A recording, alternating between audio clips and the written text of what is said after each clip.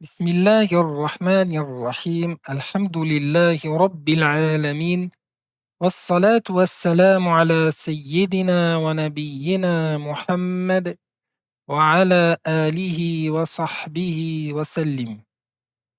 Nous allons voir aujourd'hui, Inch'Allah, la signification de as-sakt. As-sakt, c'est le fait de s'arrêter sur un mot lors de la récitation, et ceci sans prendre de respiration avant de reprendre notre récitation. Quant à al-waqf, c'est le fait de s'arrêter sur un mot en prenant une respiration. Donc, lorsqu'on récite le Coran et qu'on désire s'arrêter, qu'on désire faire une petite pause, nous pouvons soit appliquer as-sakt, soit appliquer al-waqf. Si on applique as-sakt, on devra s'arrêter sans prendre de respiration. Et si on applique al-waqf, on devra s'arrêter en prenant une respiration.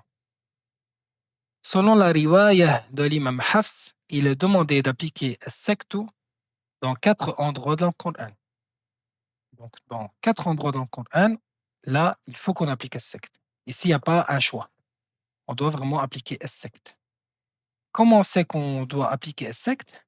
On va voir au-dessus de la ayah, à la fin, un petit signe. Donc, ce signe-là, il veut dire as-sakt. Ça veut dire qu'on doit s'arrêter sans prendre de respiration. Le premier cas a lieu dans la ayah numéro 1 de Suratul Kahf, dans le mot Iwaja. Ça veut dire qu'après ce mot-là, donc on doit s'arrêter à Iwaja, on s'arrête, on ne prend pas de respiration et on continue avec la ayah suivante. Le deuxième cas où nous devons appliquer as-sakt selon la riwaya de l'imam Hafs se trouve dans la ayah 52 dans Suratul Yasin, sur le mot Marqadina. Donc ici, après ce mot-là, on s'arrête sans prendre de respiration et on continue notre récitation.